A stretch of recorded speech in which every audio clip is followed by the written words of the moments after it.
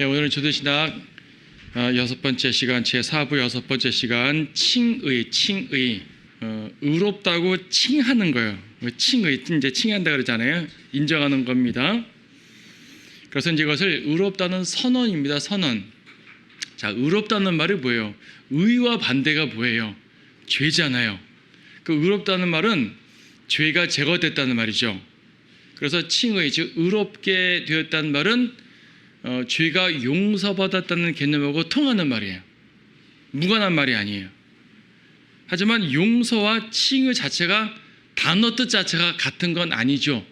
왜냐하면 용서는 그야말로 죄가 사라진 거, 죄를 용서받는 것 자체를 말한다면 칭의는 그렇다고 선언하는 걸 말하는 거예요.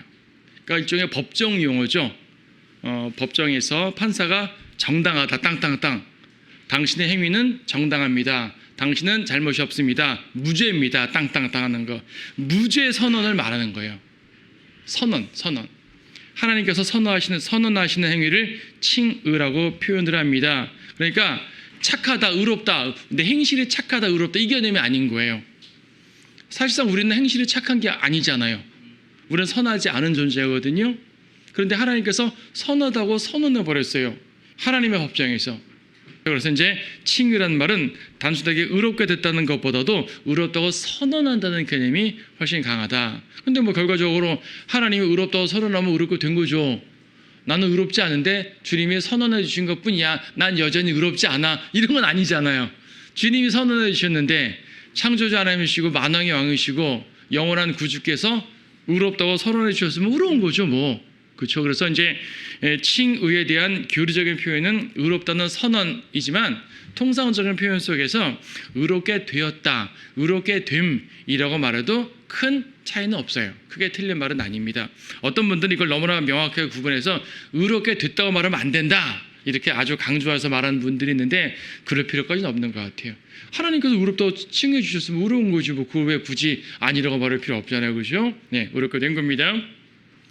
서두에서 말한 것처럼 칭의라는 것은 용서를 근거로 선언되는 거예요. 내가 원래부터 선한 행실을 근거로 선언되는 것이 아니라 용서를 근거로 선언되는 거라고요. 원래는 선하지 않았단 말이죠. 로마서 4장 7절 말씀 보시게 되면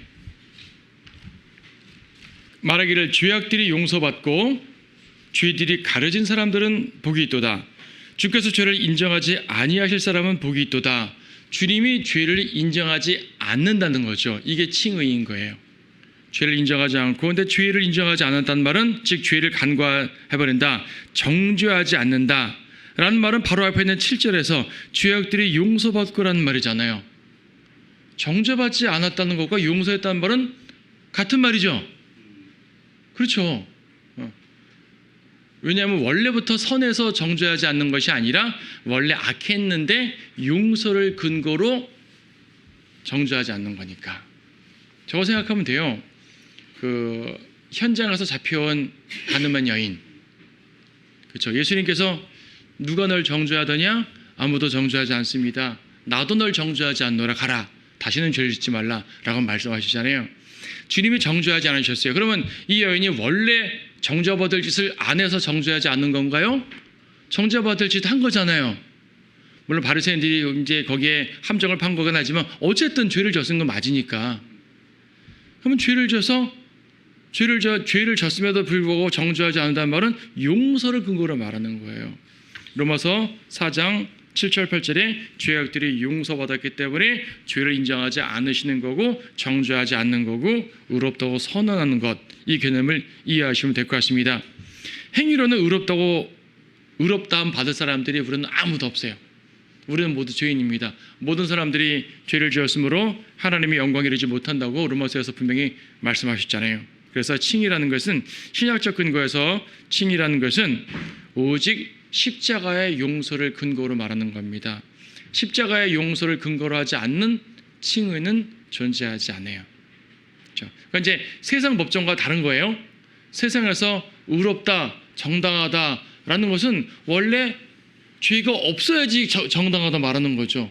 죄가 없어야지 의로운 거지 죄가 있는데 정당할 수 없잖아요. 오직 하나님의 법이기 때문에 가능한 거예요. 여러분, 대속이라는 개념은 하나님의 법입니다. 내가 죄 지으면 내가 죽어야지 왜 다른 사람이 죽어서 내가 용서되는 건 말이 안 되죠. 그렇잖아요. 뭐 아들이 사형을 당해야 되는데 어머니가 대신 사형받아서 아들은 사형 안 당했다. 이런 예화 가끔 쓰는 분인데 그런 예화는 존재하지 않아요.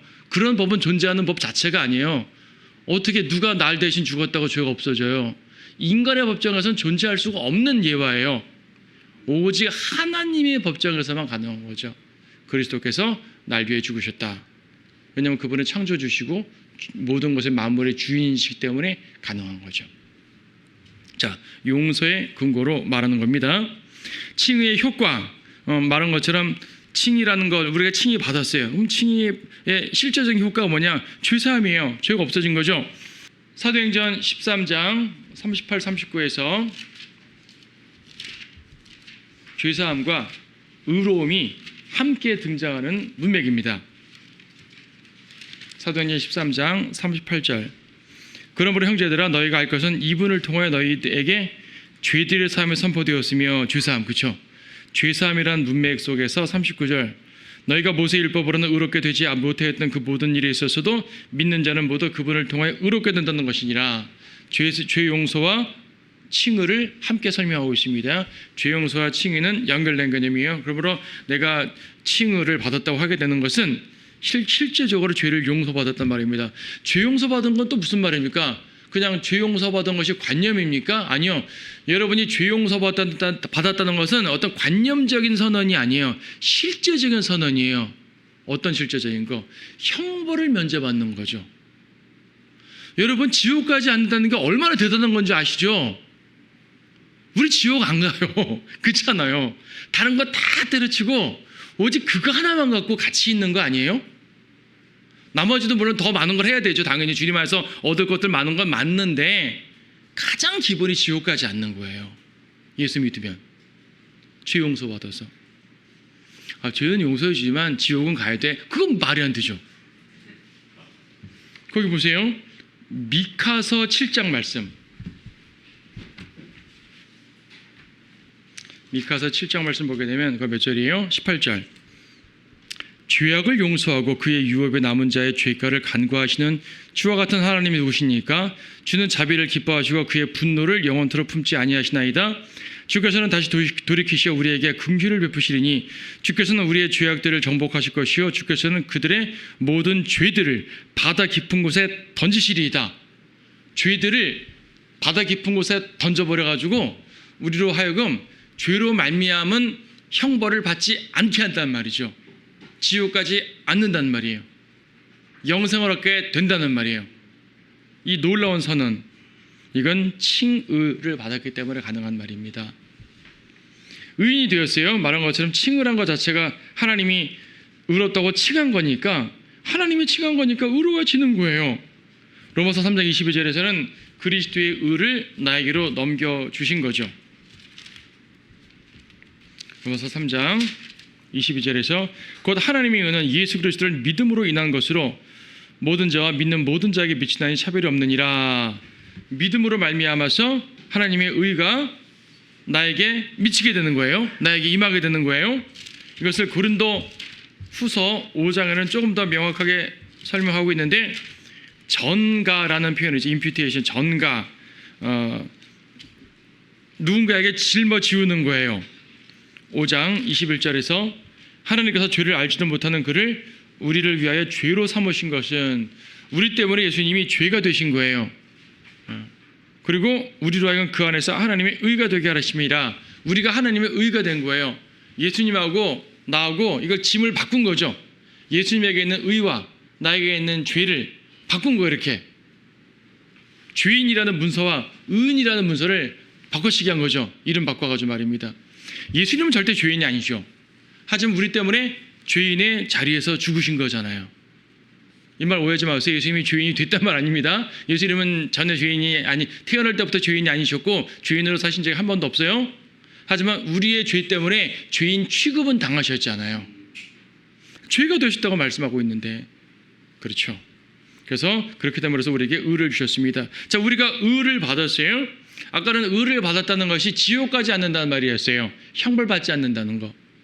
자, 형벌받지 않는 것만으로도 매우 감사한데 단지 지옥 가지 않는 것이 아니라 어딜 가요? 하늘에 가는 거죠. 단지 감옥에서 나오는 것이 아니라 궁전으로 가는 거예요. 감옥에서 나와서 궁전도 못 가고 중간 단계에 있는 거 없어요? 없습니다. 어떤 사람들은 지옥에는 안 가지만 천국도 못 간다. 천국의 변방에 산다. 이렇게 말하는 사람도 있어요. 천국 변방. 말하자면 이제 슬피 울며 이를 갈미 있으리라. 바깥 흑암에 떨어져서 이 바깥 흑암을 지옥은 아니되 천국의 변방이라 말하는 사람들이 있어요.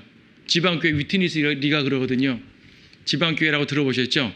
그 교리를 몇몇 침례교회에서 주장하는 교회들이 있는 것 같은데 지극히 잘못된 겁니다. 자, 천국의 변방이란 없어요. 지옥 아니면 하늘나라인 거예요. 그래서 이제 우리는 감옥에서 지옥의 형벌을 면할 뿐 아니라 하늘나라까지 가게 된다. 하늘 시민권을 갖고 살아간다. 이것이 놀라운 축복입니다. 칭의의 효과죠. 자, 칭의의 조건은 무엇입니까? 믿음입니다. 믿음.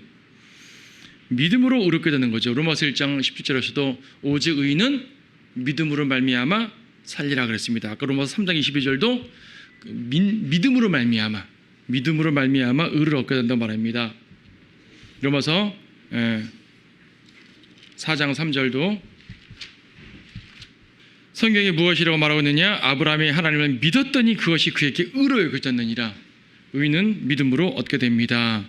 다른 조건으로 의를 얻을 수가 없어요. 그러니까 우리가 의롭게 되는 근간은 그리스도의 보혈이지만은 그것을 내가 나한테 가져오게 되는 것은 믿음인 거죠.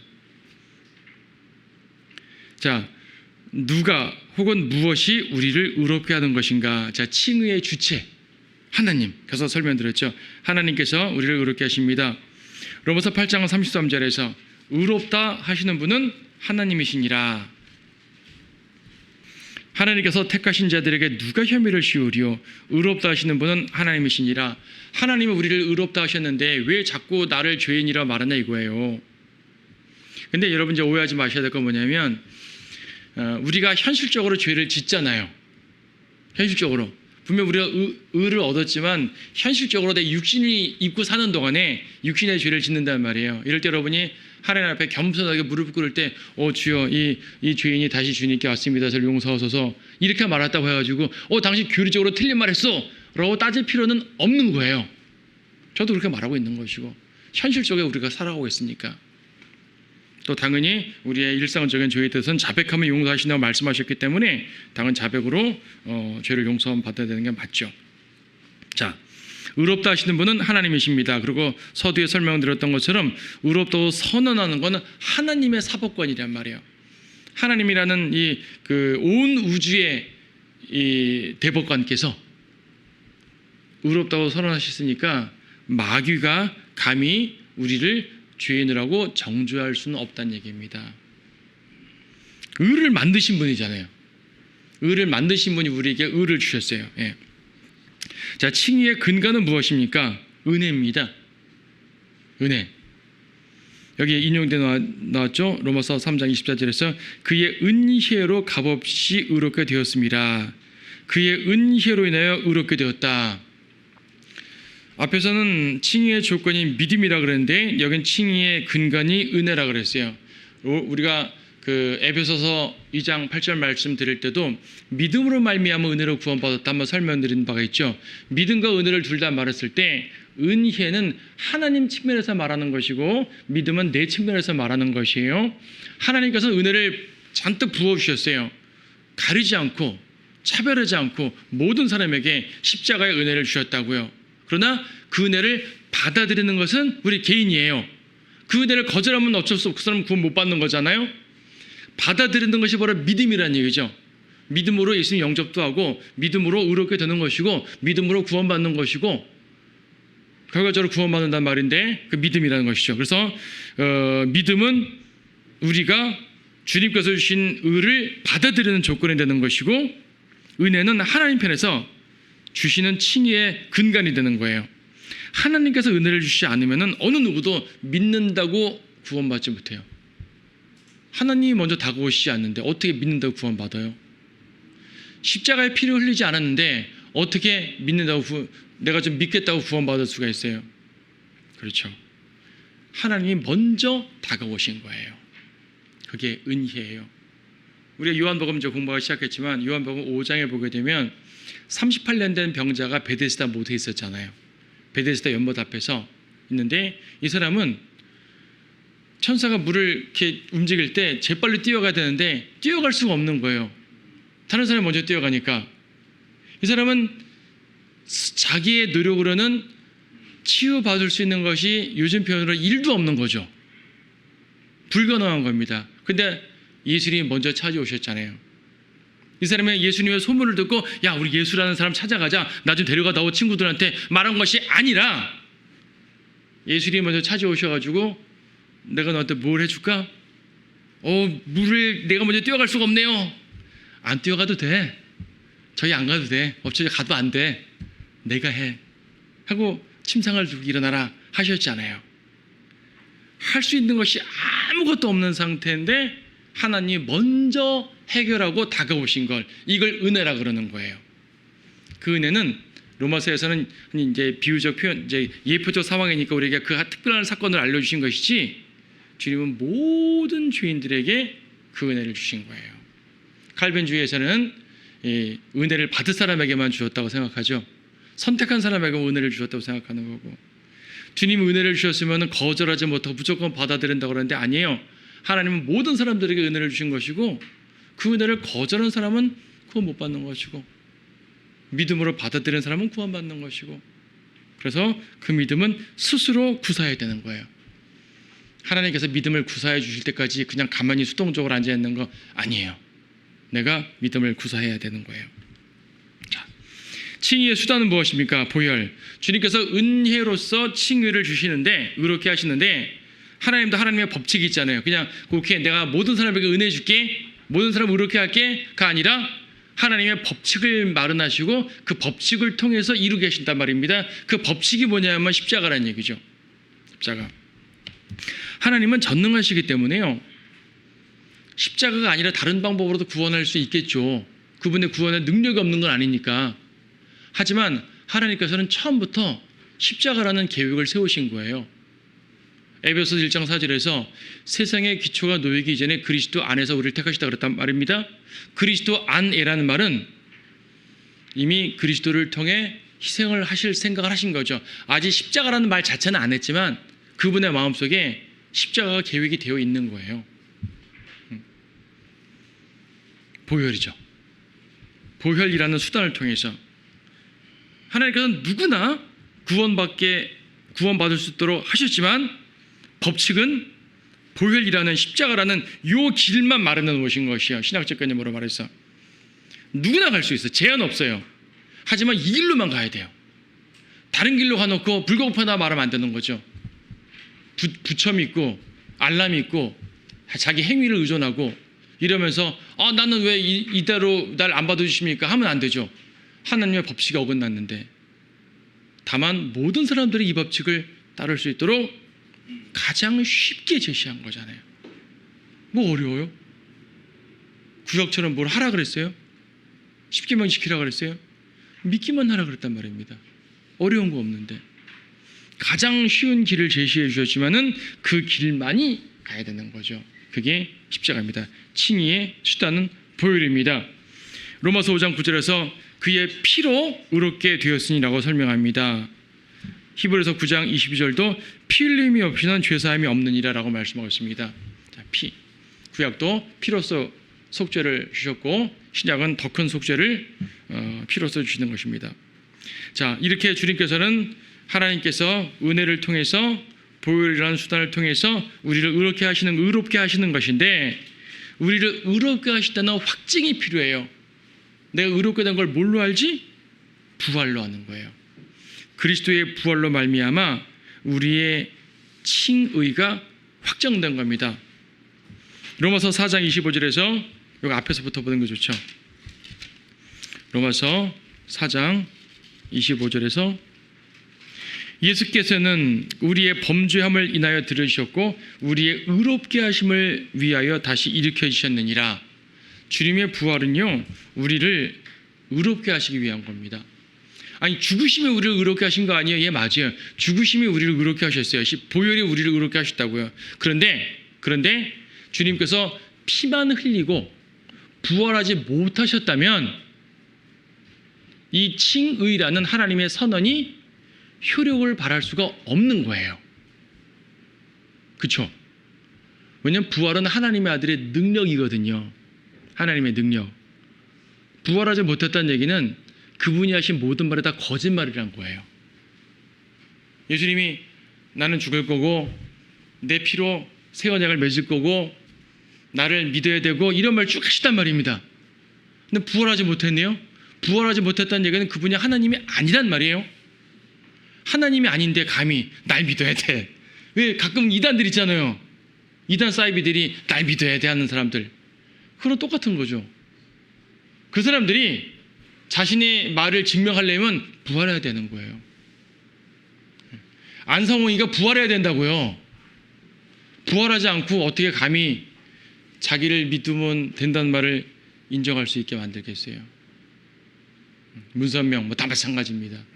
옛날에 사이비보이 이름도 다 될 수 없는 많은 사람들이 있었는데 다 자기만 믿으면 구원받는데요. 부활해보라고요. 그럼 믿겠다고요.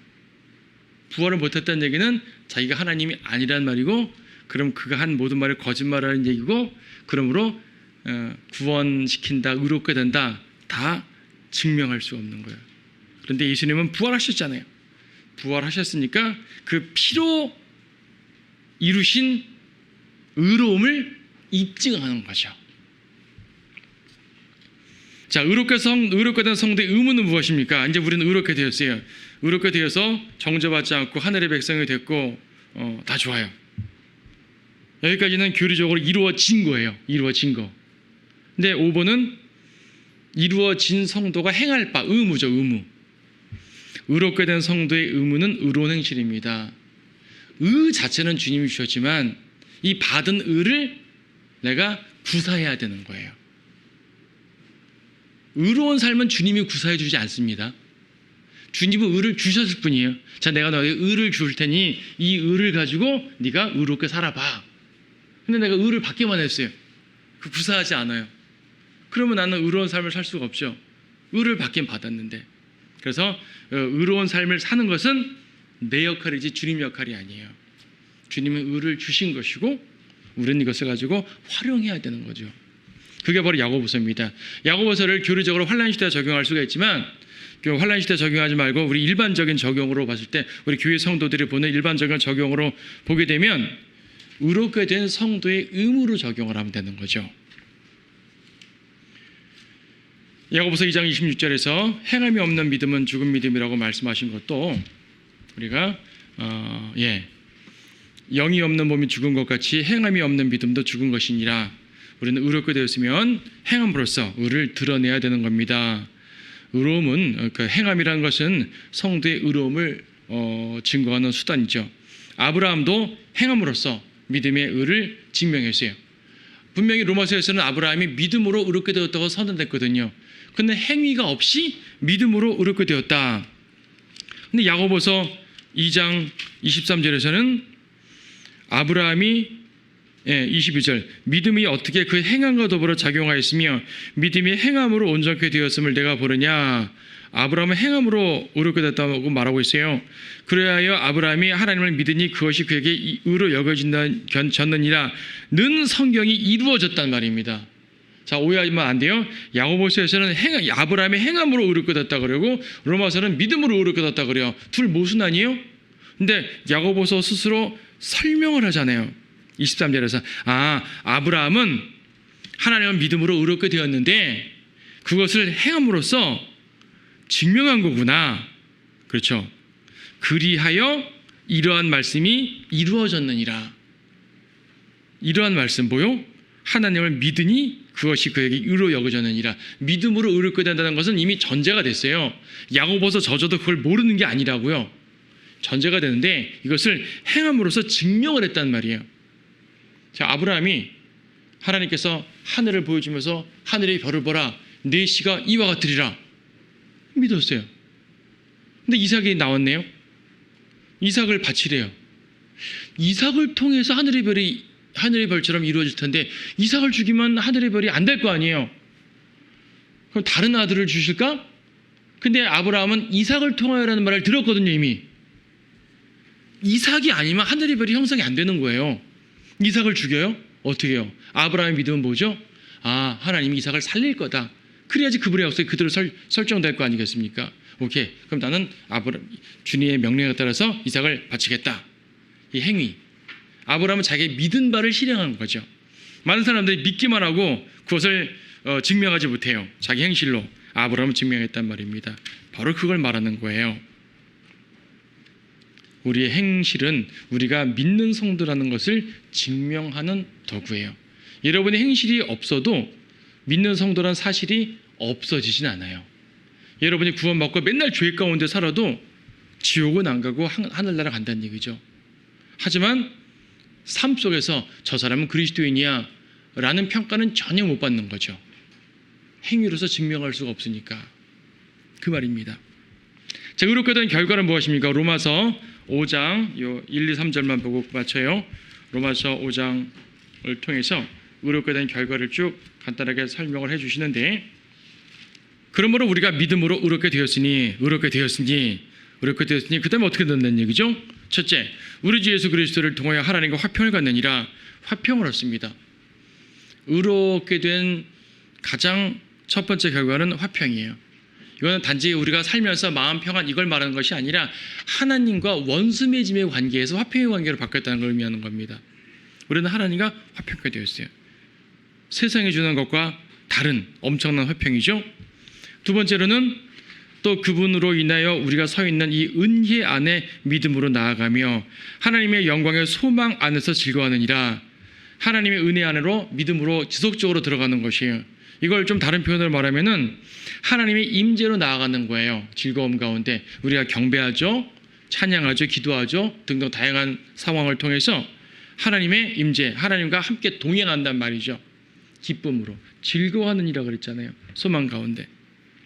세 번째로는 이뿐만 아니라 우리가 환난 중에도 즐거워하나니 환난은 인내를 이루어 주 설명됩니다. 의롭게 된 결과는 고난 가운데 승리하는 거예요. 여러분, 의롭게 된 사람은 고난을 당합니다. 경건하게 살고자 하는 자는 박해를 받는다고 디모데 후서에서도 말하고 있죠. 근데 오해하지 마세요. 칭의의 결과가 고난이 아니라 칭의의 결과는 고난 중 승리예요. 고난이 결과가 아니에요. 고난 중 승리가 결과인 거예요. 의롭게 됐으니까 주님이 승리해 주시는 거죠. 단지 고난으로 끝나면 그게 무슨 결과예요. 그럼 칭의가 무슨 소용이 있어요? 칭의 되니까 고난만 받는데요. 그럼 왜 그 칭의 되죠? 승리를 주시니까. 실제적인 결과들입니다. 인내로 승리하게 만듭니다. 그러므로 주인의 할 일은 무엇입니까? 하나님의 의를 받아들이는 겁니다. 이사야 53장에서 그리스도께서 우리의 죄를 담당하시면서 의를 주셨습니다. 이사야 53장 11절에서 그가 자기 혼의 고통을 보고 만족하게 되리라. 나의 의로운 종이 자기의 지식으로 많은 사람을 의롭게 하리니 이는 그가 그들의 죄악을 담당할 것입니다. 담당했단 말은 죄를 짊어졌다는 얘기예요. 죄를 지시고 죄를 담당하시고 우리에겐 의를 주셨다. 고린도후서 5장 21절과 같은 말입니다. 그래서 주인이 할 일은 하나님의 의를 받아들이는 것이고 오직 믿기만 하면 되는 것이, 믿음으로 받아들이게 하면 되는 거예요. 모든 것은 하나님이 이루신 겁니다. 내가 할 건 없습니다. 어떤 사람들은 그리스도를 닮는 삶을 살아간다. 여러분, 그리스도를 닮는 건 좋은 일입니다. 근데 그리스도를 닮는 것으로 의를 얻는 건 아니에요. 그리스도를 닮는 건 의를 얻은 성도들이 그리스도를 닮아가는 거예요. 우리의 모든 행실들을 통해서 말씀으로 변화되어 가면서. 이걸 다른 말로 성령의 열매라고 그래요. 성령의 열매는 외적인 이제 사역의 열매를 말하는 것이 아니라 성품이 변하는 것이거든요. 성품이. 그리스도를 닮아가는 거예요. 어떤 사람들은 닮는다는 말을 너무 싫어해가지고 그리스도를 닮으면 안 된대요. 마귀가 그리스도를 닮았대요. 마귀는 그리스도를 닮은 게 아니라 그리스도를 흉내내는 거죠. 마귀는 그리스도를 외적으로 흉내냅니다. 내적으로 닮지 않아요. 마귀는 능력으로 하나님을 흉내내잖아요. 나도 능력 있다 하면서 이적을 행하면서. 하지만 예수님의 의로운 성품을 본받습니까? 예수님의 사랑의 성품을 마귀가 본받습니까? 아니잖아요. 아닙니다. 본받지 않아요. 닮지 않습니다. 그래서 그리스도를 닮는 것으로 구원받는 건 아니지만 구원받은 성도는 하나님의 말씀을 통해 그리스도를 본받아야 되는 거예요. 주님을 따라 나가는 거죠. 자, 그래서 이제 우리는 오늘은 칭이라는 교리적 의미를 보았고 칭의를 얻은 성도들은 행실로서 주님을 더욱더 따라 나가야 된다는 것을 구체적인 설명을 드렸어요. 자, 구원론에 대한 설명은 몇 주 더 나가도록 하겠습니다.